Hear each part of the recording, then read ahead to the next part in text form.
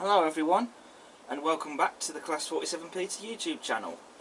And today I'm here to take a look at the latest release from Rapido Trains UK, which is the Wisbech Upwell Bogie Tramcar. This is something that I've always wanted to have and see since I got the Rapido J70, which was produced exclusively for Model Rail magazine. So Rapido has released the Bogie Tramcars, and so I have one of them just here. However, I couldn't resist two, so I went and bought a second one. So you know what the second one is, as you can clearly see, but this is the Titfield Thunderbolt buffet car. And this one, you can see here, this is the preserved example in the Great Eastern Railway Maroon livery. So these have just arrived in the post. So what I'm going to do is I'm going to get these unboxed and we're going to have a look at them.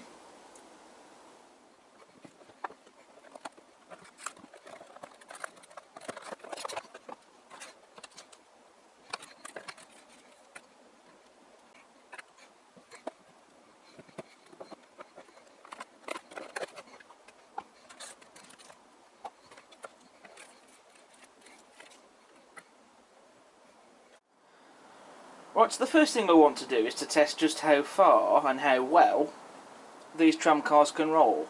So here's the preserved example I've got on the track, and I'm just going to push this and see how far it rolls down the line.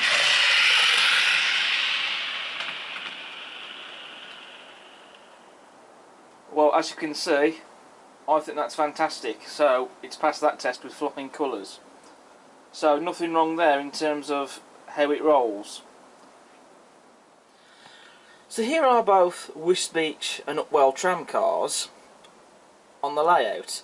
Now I'm sure some of you may or may not notice that this one isn't really sat on the track, and that's because it just won't stay put. It just wants to roll off. So I've had to derail that one so it stays put so I can actually film it.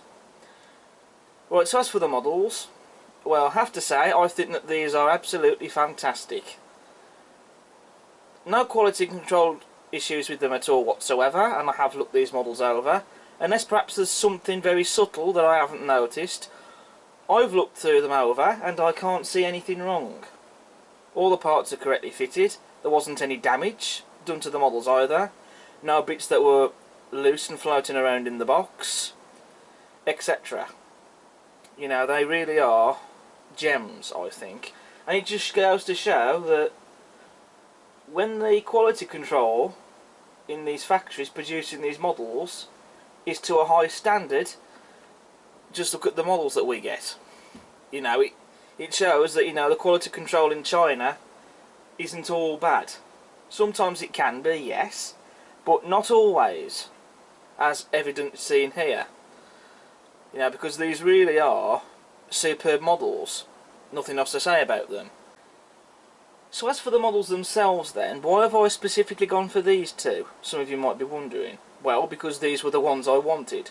I know some of you are probably thinking, well, hang on a minute, isn't your J70 a BR livery? Should it not have a BR livery tramcar?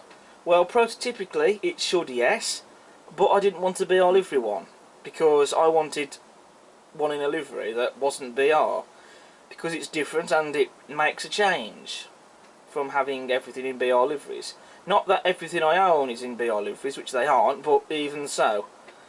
The one I particularly wanted was the GER line Maroon livery one, which is the one closest to the camera, and as I've said, this is the preserved example, which is found on the North Norfolk Railway.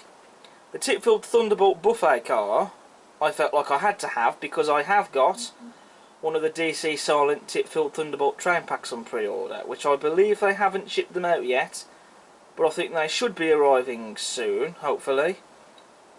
And I have got one of those on pre-order, so because I have got that coming, I felt like I had to have the buffet coach as well. And also because it's from the Titfield Thunderbolt. Love that film, so I thought it was a definite must-have as well. And as for the Titfield Thunderbolt buffet coach, that one was originally going to be preserved, but then there was a misunderstanding and it got scrapped. So the preserved example you see today, again closest to the camera, is the one that found its way into preservation instead. And there was only ever 2 of these Wisbech and Upwell Bogie Tramcars, and incidentally, both of those are the ones that you're looking at on screen right now. Right, making a start with the detail, and I'm first of all going to start with Great Eastern number 7 in the Great Eastern Railway Line Maroon livery. Now I have to say, the attention to detail on these models is exquisite. So first of all, as you can see, we have slim tension lock NEM couplings as standard fitted to the models. These are going to be replaced with magnetic couplings quite soon, though I will need to go out and buy some more. So these shall be getting magnetic couplings. You also have plastic buffers which are not sprung, though I personally don't really have any care for sprung buffers, as I have said before. Would have been nice if the buffers were made of metal though, but you know, the detail on them though still looks nice. And you can see we have the footsteps there as well on the frames of the tramcar. You can see the detail on the buffer beam, especially with the dummy coupling hook and a builder's plate as well, and the detail on that I think looks fantastic. I especially love the attention to detail to the fencing, as you can see here, or gates as you suppose you could also call them, on the balcony, or verandas I guess, however you choose to call it. And these are all separately fitted, and again the detail on them is exquisite. They are made out of plastic, but the detail still looks, I think, spectacular. You know, it's certainly not low quality detail. You will have to excuse the lighting from the shed here reflecting on this coach. That's not a blemish or a mark or anything, that's just light reflection on it off the coach on the front there. That's just basically caused through the lighting and the shadow. Basically I think it's particularly caused by the roofing particularly. I just thought I'd point that out there in case someone drops a comment about it. Oh, have you noticed this? Well, just explaining that, that's not a QC issue. That's just, shall we say, just light reflection caused from the shadow. The detail on the front of the coach looks quite nice, especially with the window there on the door and the railings on that as well. Very nicely done. You also have this bit of detail which sticks out on the front of that fencing there on the balcony. And it just sits on top of the coupling hook there. That bit of detail again is separately fitted. You can see the rivet detail on the frames and the bogies of the tramcar, as well as the axle boxes and springs.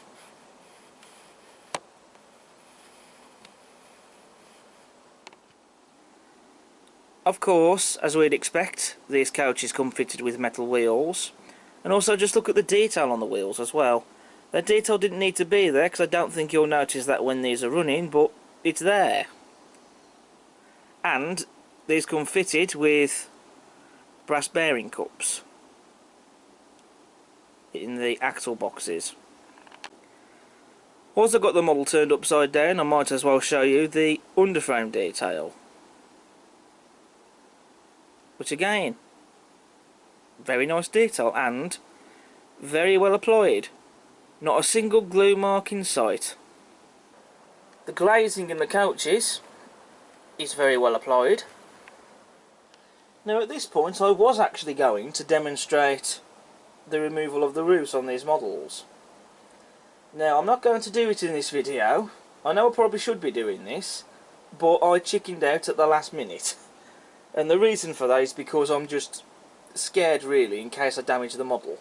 In the manual just here that you get with this model, it says that to remove the roof you need to use a plastic prying tool, or something like what they call a spudger, which I think is a tool that's used for mobile phones, I think.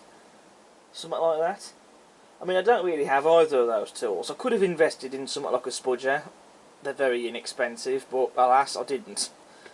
The only tool I think that I can be considered as a possible prying tool is the tool that Bachmann supplies with models such as the 158s and the V2s, which they are used for either disconnecting the units or the loco from the tender, depending which model you're buying it comes with, because those models are fitted with the pins and socket connection. You'll have seen in my reviews, particularly on those models. I could use something like that, but I was a bit worried about doing that in case I did break any of this detail, and I don't want to have to send the model back because of the damage that I caused, because I'd be a bit iffy with that, to be quite honest. So I'm not going to show how to remove the roof on these models. However, Rapido Trains has done a video on their YouTube channel showing how to remove the roof, so you can go and watch that video instead. But the detail inside these coaches is fantastic. Not gonna lie, I've seen the detail for myself, and the detail on the inside, it's certainly not low quality. I will, however, give you a close-up of the detail inside the interior, which you can just about see. There's the bar, which this coach does have. It is a replica bar, though, and that's true to this particular vehicle, which has a bar in preservation. I think that must have been a nod to the coach that was featured in the Titfield Thunderbolt, which I think the bar in that one was a prop, so I don't think it was an actual real bar, but I could be wrong. You can also see the seating in there as well.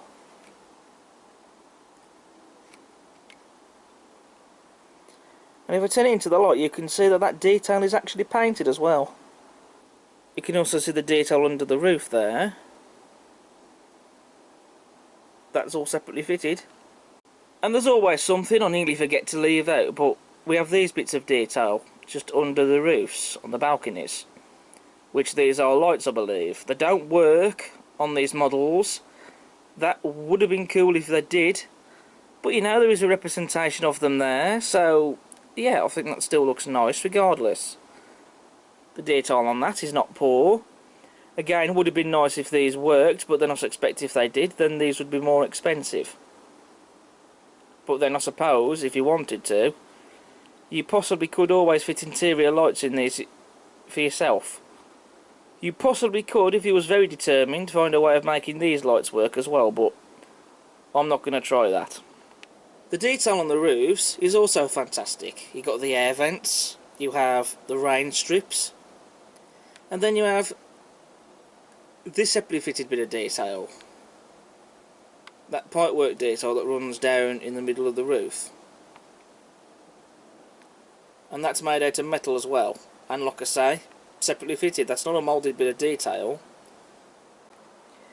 I've also got the handbrake wheel on the other end of the coach. That's separately fitted, and the brake wheel itself is also picked out and painted in white. Looks very nice. And then moving on to the livery application, which I think looks stunning. Correct shade of maroon, evenly plied, no blemishes or imperfections anywhere at all. And also just look at the lining, it is crisply printed. And also, I just want to quickly point this out. Just turn the coach up, you can see that all the lining on the top there above the windows, it is there. Just thought I'd point that out there because some of it is slightly obscured by these bits of detail by some of these windows. So again, I'm just pointing that out just to show that all the lining is there and nothing's missing. And again, you can see the lining as well, especially on the body, just under the windows. You've also got the Great Eastern Railway logo there. GER 7, first class and third class. Correct style of font and numerals, and the printing that's been done is to a high standard. I think it's second to none. And it's all been crisply and very well applied. And very quickly, I've just spun around to the other side of the coach just to show you the detail, which again is all the same. And on this side you can see the bar just in the windows there. And again, the detail on that is pretty good, I think. So now we're going to take a look at the film star from the Titfield Thunderbolt itself. Now I'm going to try not to spend too long looking at this vehicle because the detail for the most part is going to be pretty much the same. But again, we have slim tension lock couplings, as standard, plastic unsprung buffers. Again, would have been nice if those were metal, but you know, to be honest, I don't really care, and I'm not fussed that they're not sprung loaded. I mean, the detail on those still looks nice. Again, the detail with those gates and fencing on the verandas, just fantastic, and picked out and painted as well. Just looks stunning, I think, in my opinion. You can also see the handrails there on the front of the coach. The other coach has those as well, though they are a little more harder to see. But with these ones on this one being picked out and painted white, they're easily seen. And again, those are separately fitted, not moulded detail. Again, very nice detail on the bogies and the frames. You've also got underframe detail as well, metal wheels again. You also have painted interior on the inside of the coach. Again, I won't be taking the roof off to show you that detail on the inside. I have shown you some close-ups, the best that I could. And again, that's because I was just afraid of damaging any of this detail. Lovely detail on the roof. Again, as already mentioned, air vents, rain strips, and that separately fitted pipework detail. And that's also a bit of detail that's made of metal. Unlike the other coach that we just saw, this one doesn't have a handbrake wheel. You can also see the bar in the interior there. Now, again, as I've said this, I think that in reality that the bar in this coach wasn't a actual real bar, it was a prop, I think, for the film. And again, the detail on that, again, it looks very nice. And then moving to the livery of the coach, which again, fantastic. It's been very well applied, no imperfections or blemishes anywhere at all. And I would say that the livery matches up with that from the film. All the colours, they seem to be bang on. I can't see any colours that look out of place or are the wrong shade. And I think that this is a very nice livery with the white fencing and gates on the balconies. You've also got the blue and red as well on the coach and the grey roof. I know some people might not necessarily be particularly fond of this livery. It might not be to everyone's liking, but I quite like it. And again, because it was in the Titfield Thunderbolt, just had to have it really. So I'm just going to have a quick look at the accessory parts that you get in the accessory bag. So we have gas tanks, steam heat pipes, steam heat plumbing and valve, and Westinghouse brake pipe. So these are optional extras, so you can either fit these or you don't. I might fit these to these models, but we'll see. So I just thought I'd show you the accessories that you get as well. So that's just about all the detail covered on these fantastic models. So what I'm going to do now is I'm going to get both of them running. Naturally, I'm going to get my J70 out, and this will pull both of these coaches round the layout. Now, for the Titfield Thunderbolt buffet coach, I was going to couple that up to a 14XX and a tow brake van. Of course, that would be very Titfield Thunderbolt style-esque. But I'm not going to do that for this running session. I'm going to wait until I get the DC Silent Titfield Thunderbolt train pack, and then I will do a Titfield Thunderbolt style running session in that video, which will feature this running with one of the locomotives that you saw in the film. It won't be the exact locomotive that was used in the film, but it will be a recreation of that train at least. So for this, we're just going to get the J70 out and pull in these two, which I think that'll be quite nice. And then I'll draw my conclusion for these models. So we'll see you in a bit.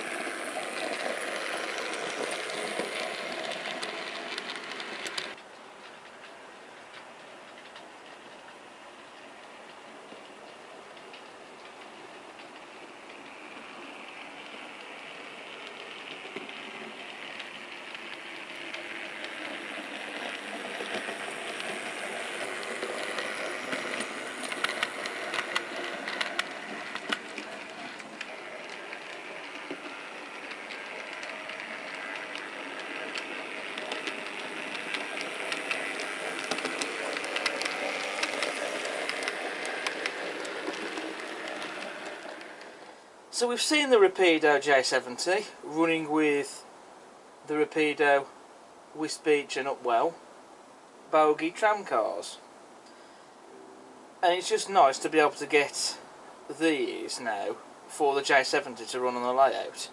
So Rapido, hint, can we have the four-wheel tramcars next?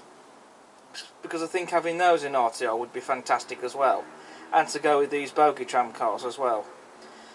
So the GER Maroon livery one, that will be going with the J70, the Titfield Thunderbolt. You know, I can recreate the train from the Titfield Thunderbolt with that. I will occasionally perhaps couple it up to other locos as well, I think. Perhaps even mix it in with perhaps other passenger trains of some form even as well. And of course I can still run it with the J70 as well, like I have done here. Nothing to stop me doing that. And I think that these two go really well together in my opinion. So my final verdict then on these models, I think they're absolutely fantastic. I know some people are going to think, well, 60 quid for these is a lot of money. Well, sure it is, but I'd say that they are worth the money. So if you want one of these, highly recommend it, because they're not low quality items. You know, they really are quite very highly detailed models. And you know, in this day and age with prices going up, that's bound to happen really. But you know, I think that these are worth the money, and I'm glad that I paid the money for these two. So really happy to have them. So I thought that was a must.